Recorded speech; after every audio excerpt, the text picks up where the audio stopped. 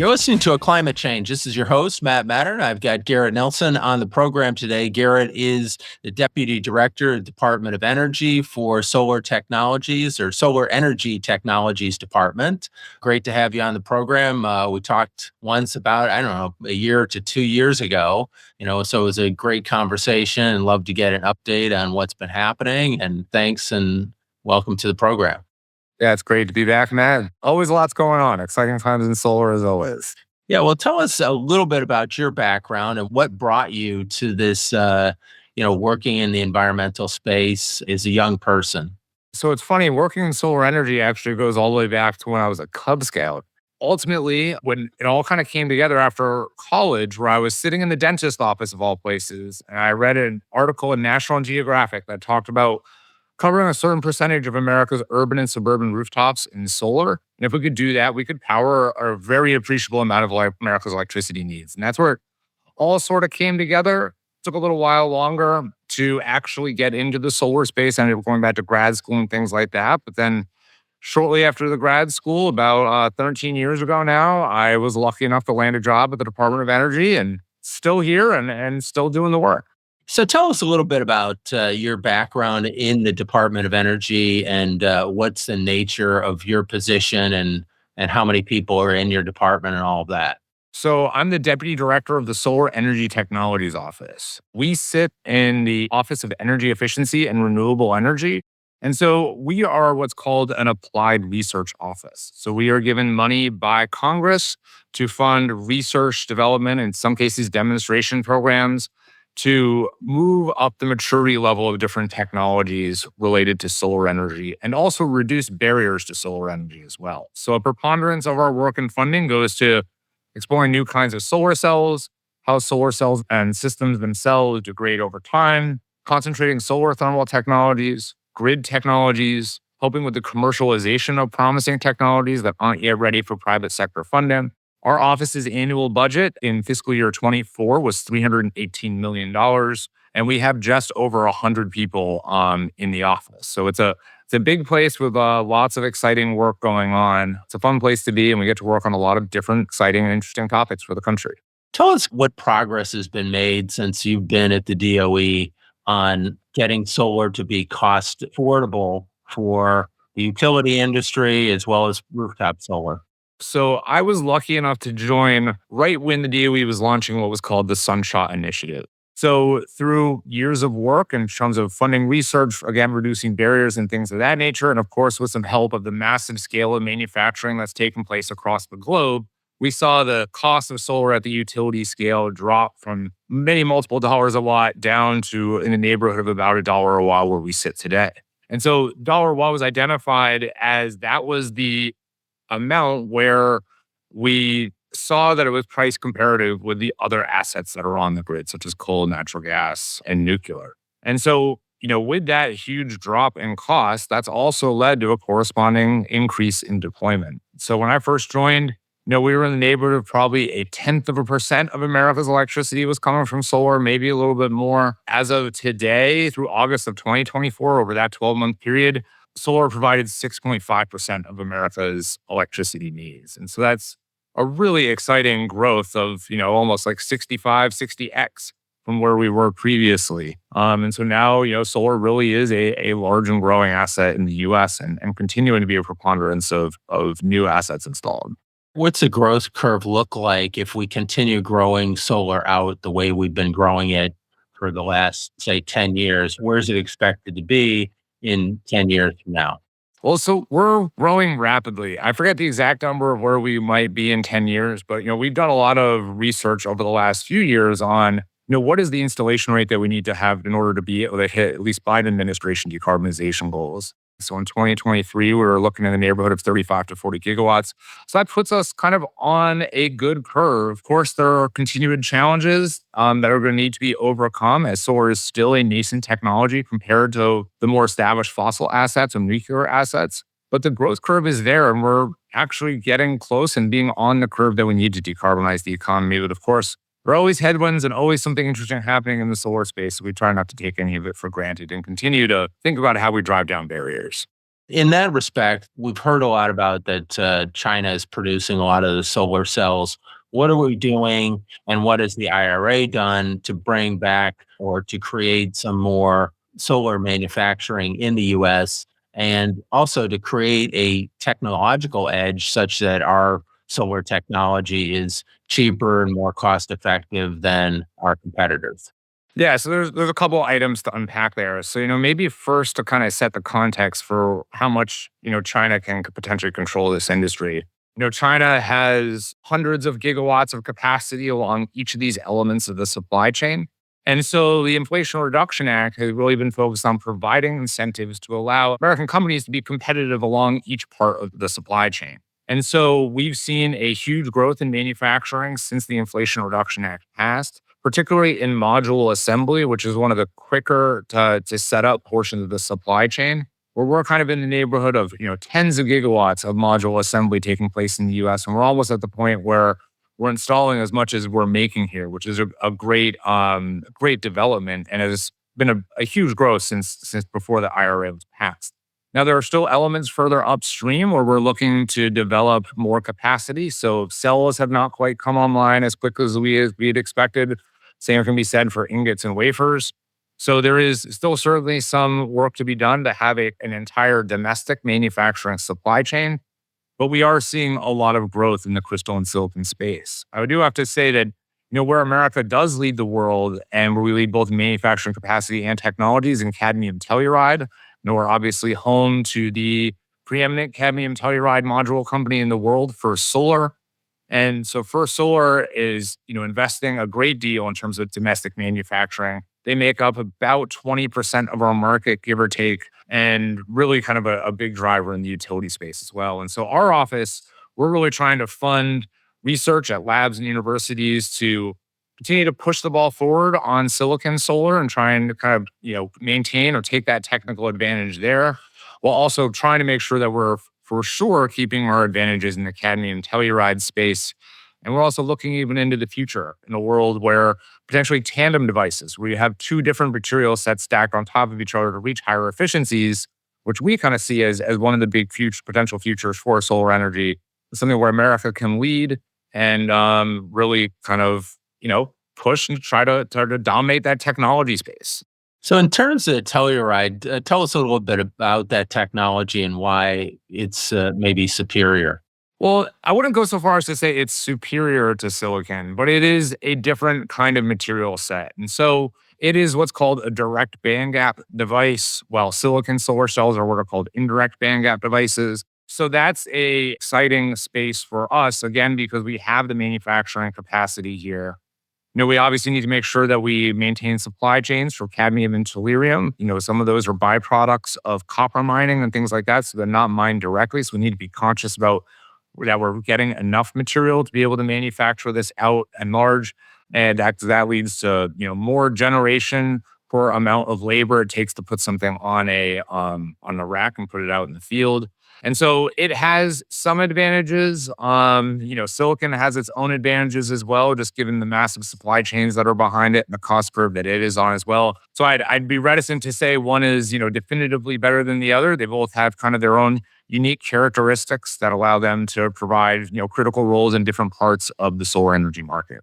So, in terms of one of the challenges that the U.S. seems to face, and I guess the entire world seems to face, is the ever increasing need for power, in particular things like AI and crypto that are sucking up a lot of power. What are your thoughts, and what are the DOE doing to deal with those particular issues or challenges?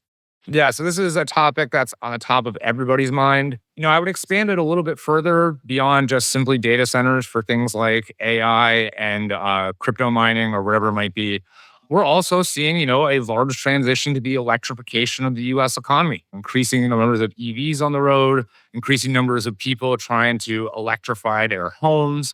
And so there is basically just a lot of growth happening on the grid. And so this is coming at a time when for the last few decades, America's electricity consumption has stayed relatively flat or even contracted in some years. And so now we're starting to see appreciable year-on-year growth in terms of electricity needs. And so the DOE is working, really hand in hand with utilities, system operators, and others to understand what are the assets that are needed to be able to power all of these critical pieces of infrastructure, and how can we work with the entities who also want to build these systems such that they can effectively source the assets they need to fund these products. And so we both look at how do we build out and speed the interconnection of solar and other clean energy assets to the grid, or other energy assets writ large, so that way they can serve these loads. We are also thinking about how do you deploy and work with the people who need these loads to deploy these things behind the meter as well. Because if we can put it behind the meter, that's a little bit of stress that we need on the grid. And so we're working hard on these topics. I was at a conference earlier this year in Texas, and Texas is seeing explosive growth, both in terms of solar and data centers. And it's something that we have a keen eye on, because we need these kinds of things as a nation, because we want to be leading in all new technologies. And of course, continuing to push the electrification as it makes sense for our economy. Where are we at in terms of benefits of rooftop solar and our rollout of rooftop solar? And when I'm referring to that is more kind of on homes as well as on businesses, and if there have been any incentives created by the IRA to build out more of the rooftop solar infrastructure around the country. Rooftop solar continues to grow a great deal in the United States. So we have, over 5 million systems installed in the United States. And again, a vast majority, 90+% of those are rooftop smaller scale systems where, individual homeowners are kind of taking charge of their energy future. With some changes to net energy metering policies in places like California, we are seeing it slow down a little bit, but we are seeing growth across the rest of the United States as well. And so the Inflation Reduction Act continues to have in place things like the investment tax credits. And so those are a critical driver in terms of continuing to see growth in this space. And we're also starting to see, with more batteries coming down in cost, the increase in the number of solar and storage systems out there, which gives homeowners even more flexibility, particularly in instances where the grid may go down or things of that nature. We're really trying to work with, states, local governments, and others to try and bring efficiency to these processes to make it easier for businesses to do solar business, find customers, and then ultimately drive those costs down further for the consumer. But we still see a lot of great year-over-year kind of growth in the residential space. And I know personally, I love rooftop solar. This is why I got into the game. And I'm just excited to see that continue to grow into the future, and our team work with all the stakeholders out there who have a stake in this to drive that further. But I will say, one other area that we look at a lot is, just trying to make sure that we have informed consumers. This is another big area. And so the Federal Trade Commission and some others have put out a consumer advisory for people to just be aware of scams that might be happening out there in the solar industry. And we're working very close with our colleagues across the government to make sure people, again, have impartial resources so they can understand everything related to solar and make the decision that's best for themselves. Well, in terms of I think you brought up a really important point, and I hadn't heard this before, is that Australia can do this at a level of a dollar, whatever, 50 per watt, and we're up at $2 to $3. It seems as though technologically, I assume we're on the same footing, we're using same materials. So it seems like maybe not an easy win, because we do have so many local governments and state governments involved in this process. But what has the DOE done to encourage states and localities to kind of streamline permitting so that we can get rooftop installations up, as well as bring rooftop costs down? Australia is definitely a unique place in that, they're have different purchasing patterns from the rest of the world than we might as well. They do permitting kind of at the higher level, more closer to what we would consider the state level, while we do it more at the even very local or town level. There's also just a lot of competition and streamlined interconnection of systems to the grid and so forth. So they've really taken a forward-looking approach to maximizing the amount of solar energy they have on their grid. And so I think we're certainly looking for lessons, but we also have to make sure that these work in the US context. So for example, with permitting, there are thousands of different jurisdictions in the United States. And there are little changes that might be challenged for someone to do work across, say, jurisdictional lines. So for example, One town might have first name, last name. So Garrett Nilsen at the top of their form, and the town across the river from me might say last name, first name. So Nilsen Garrett on the top of their form. And if people aren't filling out these forms in the right way, it slows down those processes, increase the cost for someone to get a permit, and subsequently increases the cost that goes on to the consumer. So we've developed tools like what we call the Solar App Plus, where it was developed by Emerald and has now been spun out into the private sector for a foundation that's running it. And so this is a opt-in resource for communities to be able to have a platform that will allow them to streamline people's ability to fill out a permit, make it more uniform for the businesses in those areas who are working across jurisdictions to fill out forms. Those are some ways in which we can help drive down costs of residential solar. And another good one too is making sure that we have informed consumers. It costs a lot to acquire a customer in the residential space. There have been numbers where up to, maybe 10% of the cost of a system can be just finding you as a customer. And, the more we can do to educate consumers so they feel confident going into those processes, the more we can do to make people aware of how solar works and just how to think about it in terms of whether their homes even, make sense for it. They might have a big, beautiful tree in front of their house. And if they spend time talking to a solar installer only to find out they are shaded too much, that's some time and effort and cost that might need to be passed on to someone else. And so the more that we can do to help jurisdictions streamline their processes. We also have another program I should mention called Soul Smart, which is a designation program for towns and jurisdictions to take certain actions to make sure they're open for solar business. So the more we can help local governments, the better. The more we can help utilities streamline how we interconnect systems to the grid, the better. The more we can do to inform consumers, the better as well. And that will all lead to synergies that we hope will lead to further driving down of costs. Let me talk to you about kind of systemic wide issues that solar has had and ways that it seems to be addressed. You hear a lot of talk about, hey, solar power isn't any good when the sun sets. And now battery technology has rolled out substantially in recent years. And I know a lot of states and local areas are using batteries to get charged from solar power and then feeding it back onto the grid during evening hours. What has the DOE done to help that process, facilitate that process so that solar can be better used in the mix of power that we're getting?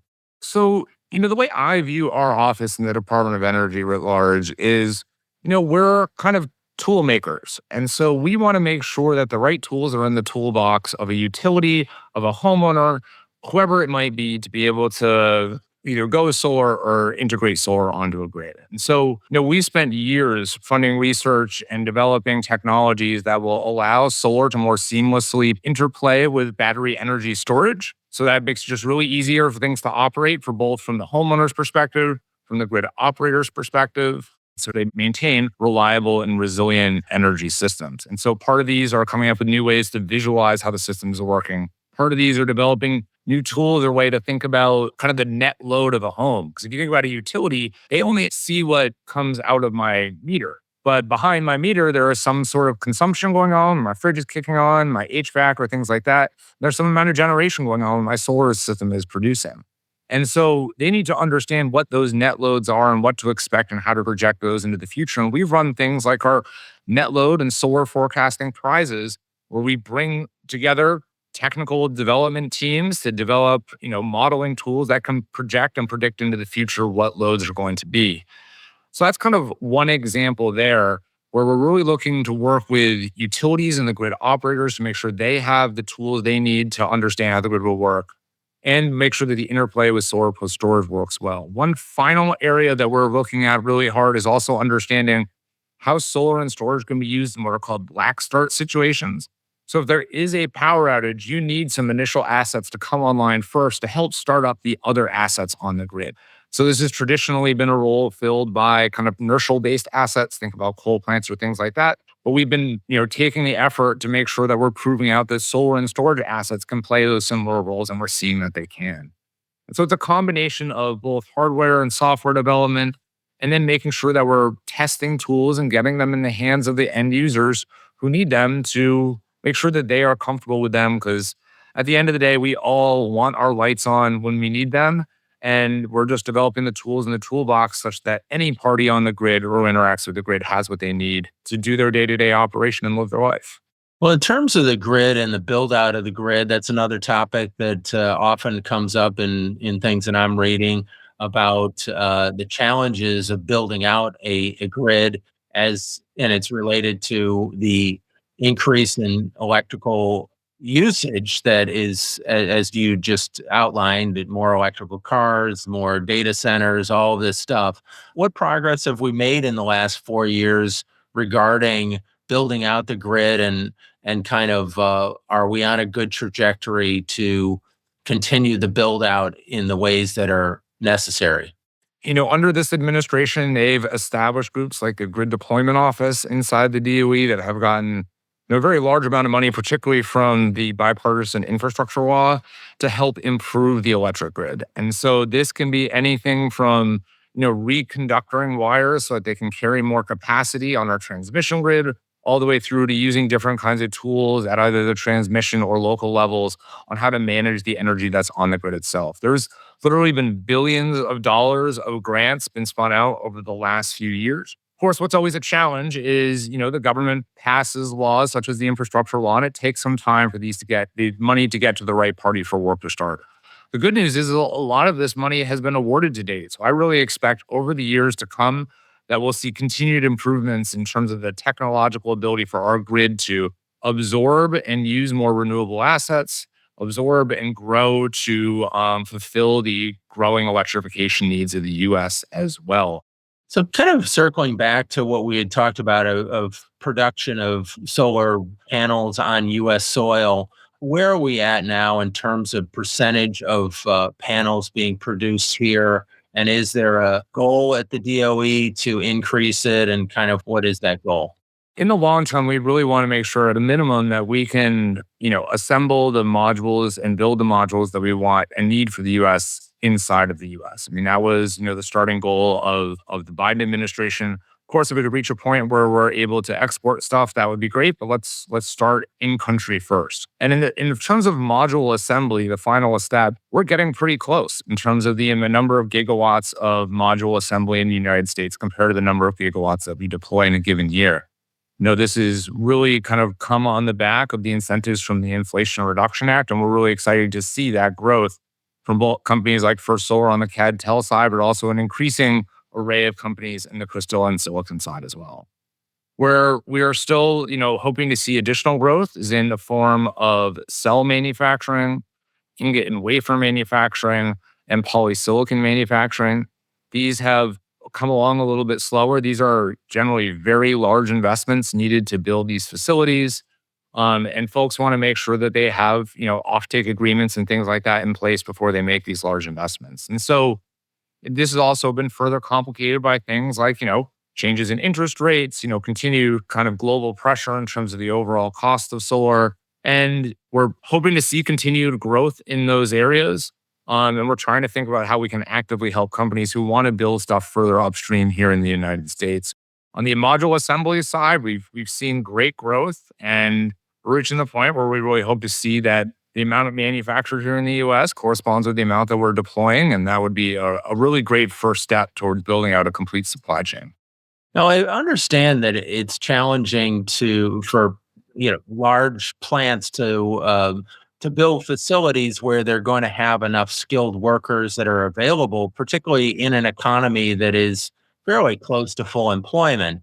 What are you seeing in that respect as far as the manufacturers that you're working with and siting plants in places that they can have a workforce that's going to be available to take these jobs? This is complicated by the fact that, when we think about manufacturing and the technicians and engineering experts that run manufacturing facilities, we're competing those with also, battery companies that are standing up manufacturing in the US.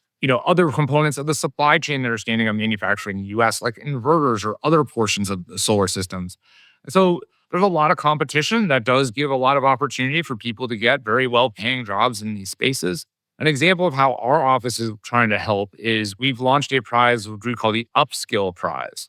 And so the idea here is that if you are a manufacturer, you're going to be standing up a facility in a given location, that we want to work with you and work with a third party trainer to train the staff that you need. So, a good example of this is that we provided an award to the University of Louisiana at Lafayette to work with First Solar to help train staff for people who will ultimately go work in that First Solar manufacturing facility. And so the idea is let's help build capacity at the training facilities so that the manufacturers can focus on what they do best, which is manufacturing.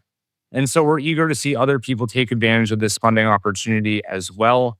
So again, it's called the Upskill Prize. And we're very cognizant that we need to continue to educate the American workforce to work on these products. But the growth we're seeing is good. I think most of the manufacturers we're seeing are able to find the people that we need. So we just need to make sure that we as the government are helping the industry stay ahead of this and provide the skilled labor force that they need that can ultimately provide, very well-paying jobs for Americans. Well, I think that it's really a 21st century problem, and that I don't think in prior years there was probably as much need to get the workforce kind of educated as quickly to a market which is moving so fast in technology. That is a big challenge. But tell us any other ways that the DOE is involved in helping facilitate educating a workforce to be prepared to take the jobs of the 21st century. It's really an all hands on deck sort of approach. So, we certainly think about how do we work too with our colleagues, say at the Department of Labor, or even at places like the National Science Foundation, as they think about like what is the curriculum of schools to get people STEM educated and ready for these jobs in the future. So we're really trying to take an active role and look at kind of all parties that can help bring labor to bear. And one, to make sure that they're obviously educated. Two, that they, see a line of sight to continue growth in that skill set or in that job set. And that they have the ability to grow into their roles over time. And so, we need to be thinking about this from everything from where, what kind of are the base levels of science and engineering understanding that folks have, all the way up through, more in-depth training for folks who are working in our manufacturing facilities, operating our electric grid, installing solar energy. And so we're really trying to take a kind of cross-technology approach, I think, in the DOE, where, it doesn't help for us to just think about, say, the solar industry alone. We want to work with our colleagues in other offices to think about, okay, in the world of the electrification of the U.S. grid and the rollout of things like solar and wind, what is the full breadth of tech of people that we need to be skilled? Everything from the installers in the field to the increasing need for electricians across the U.S., the increased need to technicians. And we're at the DOE are thinking about people across every single one of those elements. And so there is coordinated thinking, coordinated programming, and then, of course, offices like ours doing very specific stuff that we need for, say, the installation workforce of the future or the manufacturing workforce of the future, like I was mentioning as well. Let's circle back to the dollars per watt that it costs to generate solar power versus natural gas or coal. And it's my understanding that solar has gotten cheaper than either natural gas or coal. A, is that true? And B, why are we still seeing natural gas plants being rolled out if in fact solar is cheaper?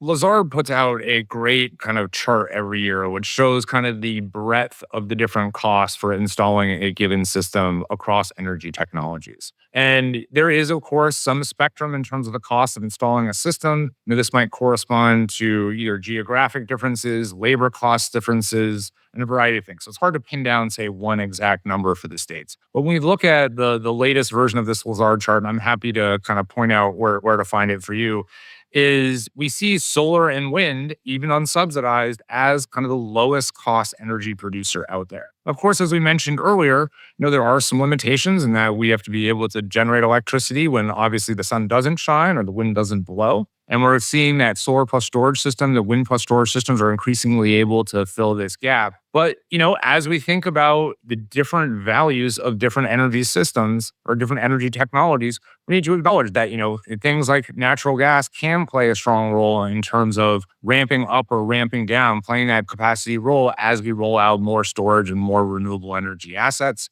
They can also, in some instances, be quicker to permit because they might have a smaller footprint or things like that compared to where they want to go in a given community. So there's a lot of variances at play, but globally, solar is the cheapest form of electricity that the world has ever seen.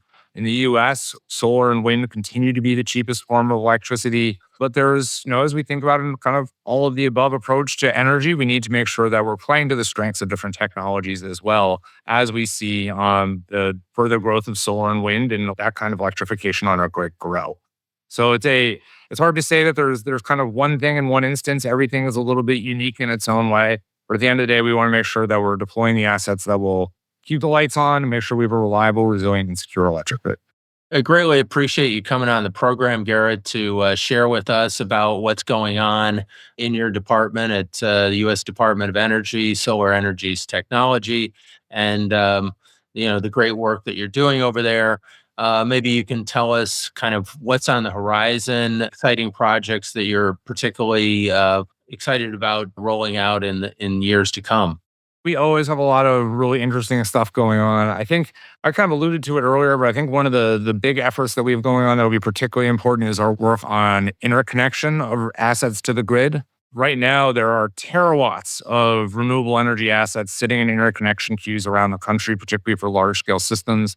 And in some instances, they might wait years before they get a green light to actually connect to the grid. And so we have a program going called the Interconnection Innovation Exchange, we call I2X, that is really bringing stakeholders together, pushing out in the use of new tools and ways that we can speed the interconnection processes for assets. And I think that's something that really gets me excited in terms of kind of accelerating further the deployment of renewable assets. And, as we get more of those on the grid, that's going to cascade down to other interesting technologies we have going on that I mentioned earlier around how we operate the grid, how do we visualize the grid.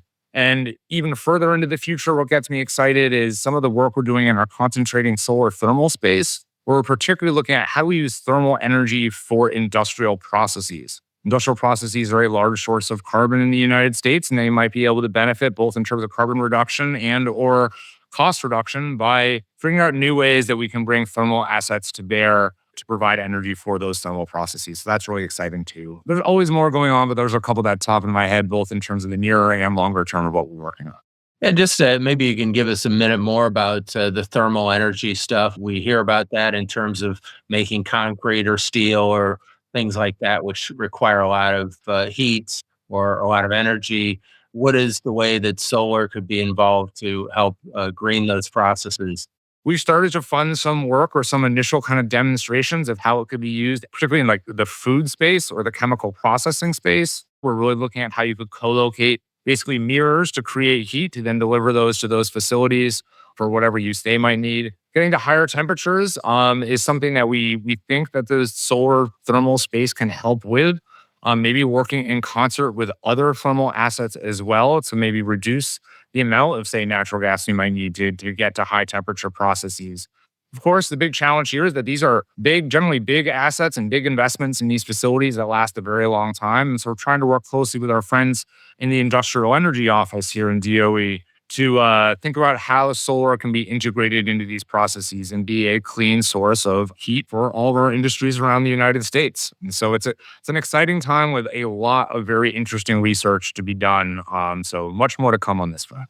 Garrett, thank you for being on the program and look forward to continuing to follow the work that you're doing over at the Department of Energy. It's really very important for our country to clean up our energy and reduce pollution around the country and around the world. Thank you, man. I'm really happy to be here. Appreciate the invite.